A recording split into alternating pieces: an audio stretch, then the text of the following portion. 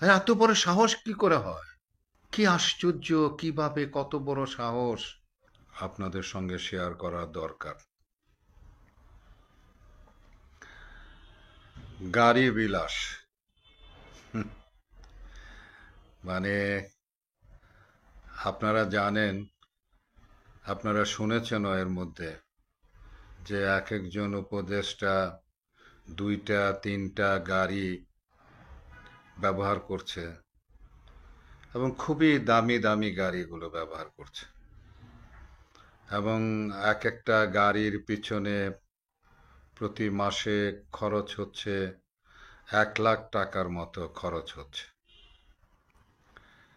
তো এই যে 1 লাখ টাকা করে খরচ করছে এক একটা গাড়ি, একজন যদি তিনটা গাড়ি ব্যবহার করে, তাহলে তিনটা গাড়িতে মাসে 3 লক্ষ টাকা খরচ করছে। এই অনেক উপদেষ্টা তো আছে যারা কোনোদিন, মানে গাড়িও তো বোধহয় ছিল কিনা জানি না।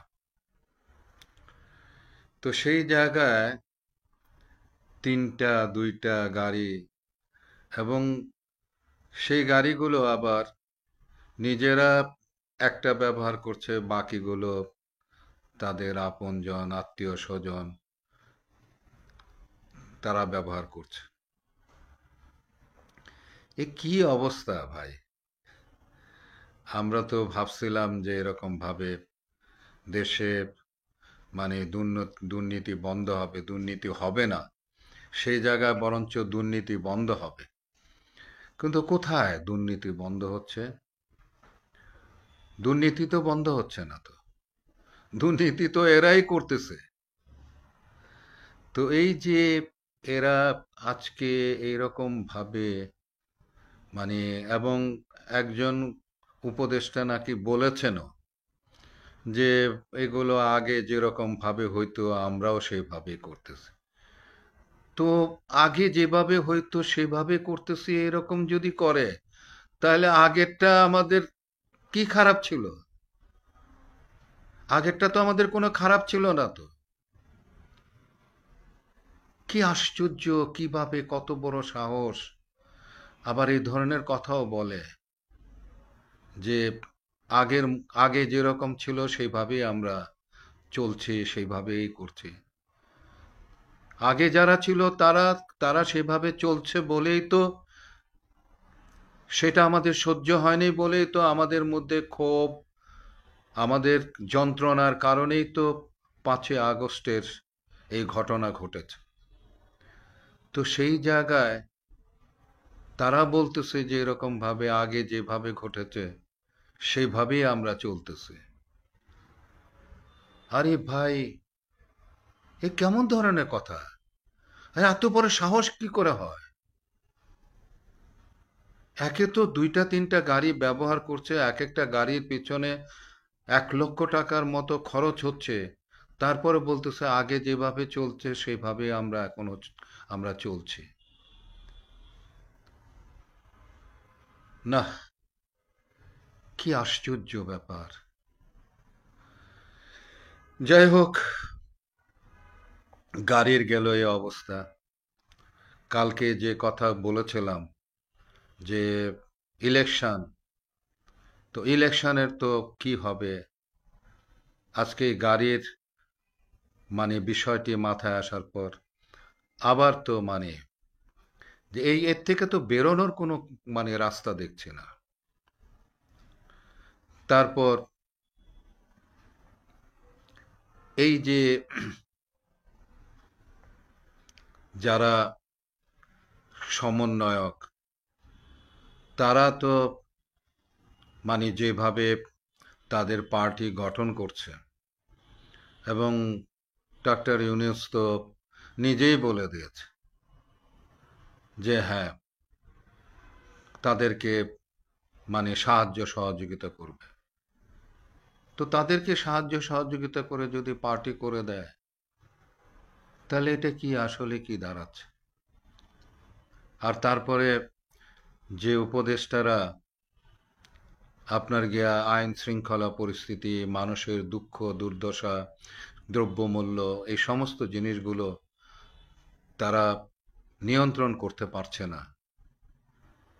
সেই জায়গায় যারা আপনার গিয়া আইন শৃঙ্খলা পরিস্থিতি, দ্রব্যমূল্যর পরিস্থিতি, তারপরে আপনার গিয়া চাঁদাবাজি, লুটতরাজ, এই সমস্ত জিনিসগুলো যারা বন্ধ করতে পারছে না, তারা আবার সংস্কার কিভাবে করবে? কিভাবে তারা সংস্কার করবে? আমি তো আসলে আমার আমার মাথায় আসলে ঢুকছে না। তো যাই হোক, মানে আমি সামনে খুব একটা ভালো কিছু দেখছি না। আজকে প্রায় আজকে 6 মাস পূর্ণ হলো।